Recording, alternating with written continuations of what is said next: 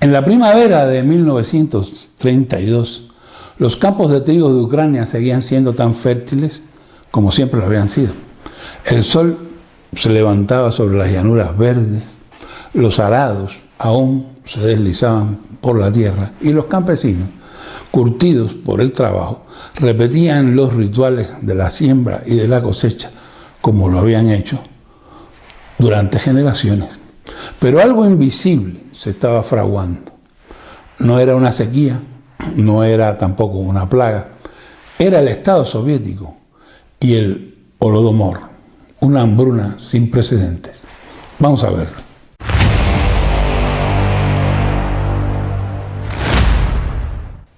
Desde Moscú, Stalin había trazado un plan, una línea estratégica. La Unión Soviética, para poder competir, debía industrializarse a cualquier costo. Para lograrlo, se necesitaba grano, mucho trigo y rápido. El campesinado, especialmente el ucraniano, debía ser domesticado, colectivizado, transformado en una pieza obediente del aparato del Partido Comunista. Pero con Ucrania había un detalle más, había algo más. No era solo una región fértil, era también una nación con identidad propia, con lengua propia, con historia, con una tradición de autonomía tremenda. Para Stalin eso era muy peligroso. Para entenderlo hay que mirar hacia atrás. Desde el siglo XVIII, gran parte de Ucrania había estado bajo el control del Imperio Ruso de los zares. Desde entonces los rusos tienen obsesión con Ucrania. El idioma ucraniano fue reprimido entonces.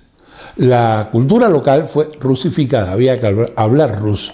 Y cualquier idea de independencia era tratada como herejía.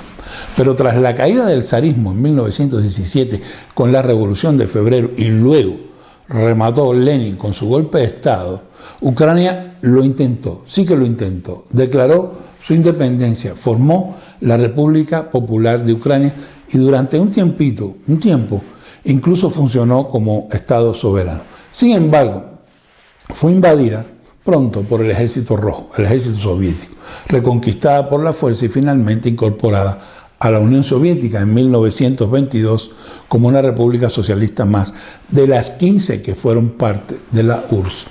Pero el recuerdo de esa independencia frustrada y la fuerza del nacionalismo ucraniano seguía en pie y sigue vivo hoy. Y eso Stalin no lo toleraba.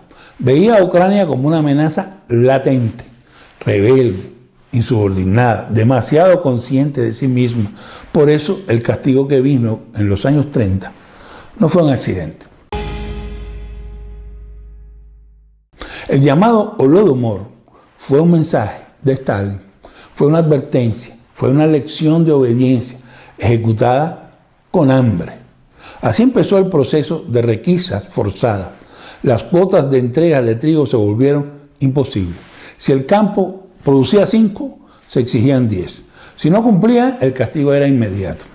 Aquel año, en el pueblo de Novorad, un hombre llamado Petro, de rostro agrietado y manos firmes, vivía con su esposa Olena y sus 3 hijos en una modesta cabaña de madera, como tantos otros campesinos. Petro había trabajado durísimo, había cultivado maíz, había criado unas pocas gallinas y ha escondido lo poco que podía para sobrevivir en el invierno. Pero la colectivización lo cambió todo. Llegaron los comisarios del pueblo, del Partido Comunista, llegaron con sus listas y sus fusiles, midieron, calcularon las reservas y se lo llevaron todo. Incluso se llevaron lo que no había. Lo acusaron a él de sabotaje por no cumplir con la cuota absurda. Su casa fue marcada en la puerta como enemigo del pueblo. Ya no podía comprar pan ni comprar nada en el pueblo. Nadie podía venderle nada ni compartir con él ni una papa. Legalmente, él era un traidor. Mientras eso ocurría en Novorad, en Moscú, los engranajes de la maquinaria de Stalin giraban con precisión. Uno de sus hombres de confianza, Lazar Kaganovich, así se llamaba, no es mi culpa, fue enviado a Ucrania para corregir las posibles desviaciones que pudieran haber. Pavel Postichev, Otro alto funcionario tomó el control del partido en Kiev y ejecutó sin titubeos la política de Stalin, la más salvaje: requisar, castigar, aplastar cualquier tipo de resistencia. Lo que no se entregaba voluntariamente se sacaba por la fuerza. Quien escondía la comida era encarcelado, quien la compartiera también. La ley del 7 de agosto de 1932, conocida como la ley de las espigas, castigaba con 10 años de cárcel o incluso con la muerte a cualquiera que recogiera los granos sueltos que quedaban tirados en el campo después de la cosecha. En Novgorod la comida se acabó antes de que llegara el invierno. Olena, la esposa de Petro, comenzó a hervir cáscaras de los árboles y raíces de girasol o lo que encontrara. Las gallinas desaparecieron, las ratas también. Algunos vecinos comenzaron a comer también la corteza de los árboles. Algunos niños morían en la noche sin un gemido, solo un suspiro y silencio eterno. El hambre transformaba a las personas. El vecindario, que antes era solidario, alegre, se volvió un terreno de ojos esquivos, puertas cerradas, gente asustada. En ciertos casos extremos se documentaron incluso actos de canibalismo.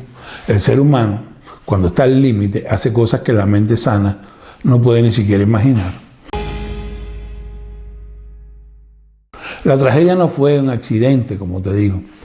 Mientras millones de personas morían de hambre, el Estado soviético seguía exportando grano. Los trenes seguían saliendo de Ucrania cargados de trigo rumbo a otras regiones de la misma Unión Soviética o incluso al extranjero, haciendo alarde de un progreso que se soportaba por el hambre de los campesinos de Ucrania. Stalin quería mantener esa imagen de prosperidad, ocultar la debacle que tenía allí. Los censos que hacía fueron manipulados. Las palabras hambruna y crisis estaban prohibidas. Los periodistas extranjeros eran guiados por rutas que ya estaban establecidas. Le mostraban campos vacíos y tiendas limpias y artificiales. Pero un periodista galés que se llamaba Gareth Jones se la jugó y pudo burlar los controles y recorrió a pie algunos de los pueblos.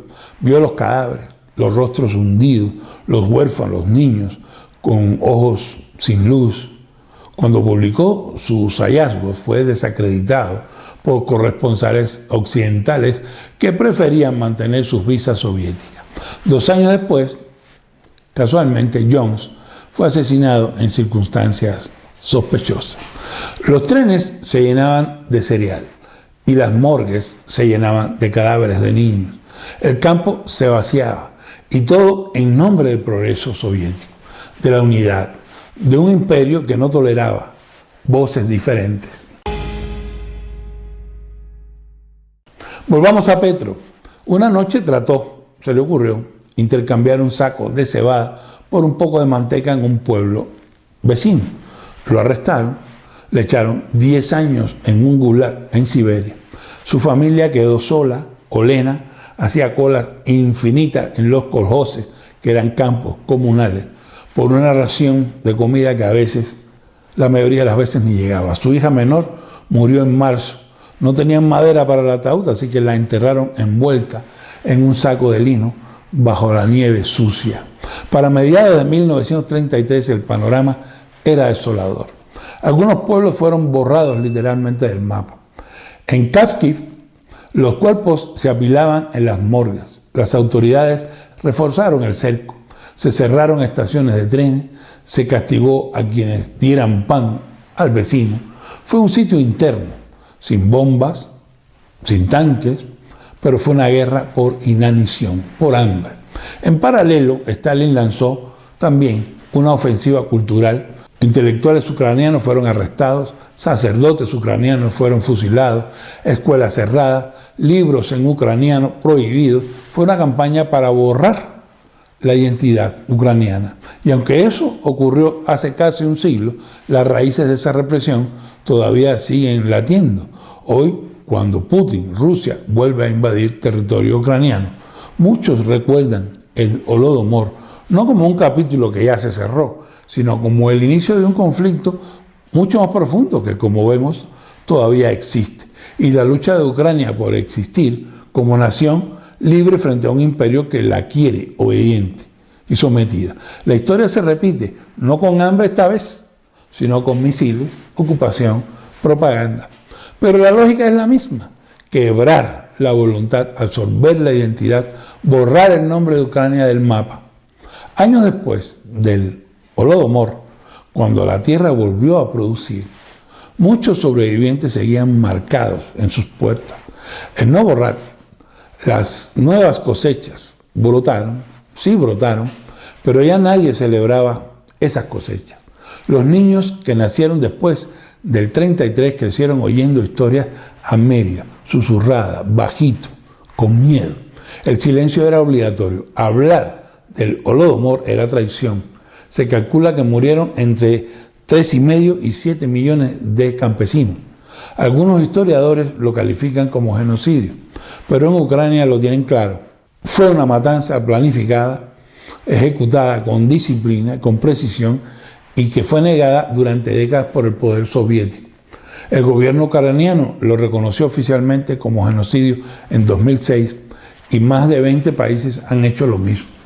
Hoy, cuando se habla del Holodomor, no se habla solo de cifras, se habla de Petro, de Olena, de sus hijos que no llegaron a crecer, de los campos donde los cuervos fueron los únicos testigos. Se habla de un Estado que convirtió el hambre en arma, que diseñó la muerte como herramienta de control, y sobre todo se habla de la memoria, porque la memoria, a diferencia del trigo, del grano, no se puede confiscar. Como dato, el término Holodomor en ucraniano significa literalmente muerte por hambre y se usa específicamente para referirse a esa hambruna provocada artificialmente por los rusos, por los soviéticos, en Ucrania entre 1932 y 1933. Como ya sabes, o como debes saber, y si no lo sabes te lo cuento, es un canal en el que se condena al Estado, sin importar cuál Estado sea, comunista o no comunista. Todos los Estados son criminales por naturaleza, por esencia, en mayor o menor medida. Y todos son capaces de cometer genocidios, aunque aún no lo hayan hecho. Solo es una cuestión de tiempo o de circunstancia.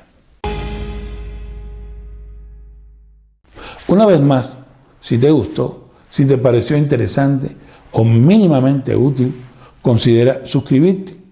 Y si me das un like, pues ya es un lujo. Gracias por estar ahí y nos vemos en otro Yo Me Quiero Libre. Chao.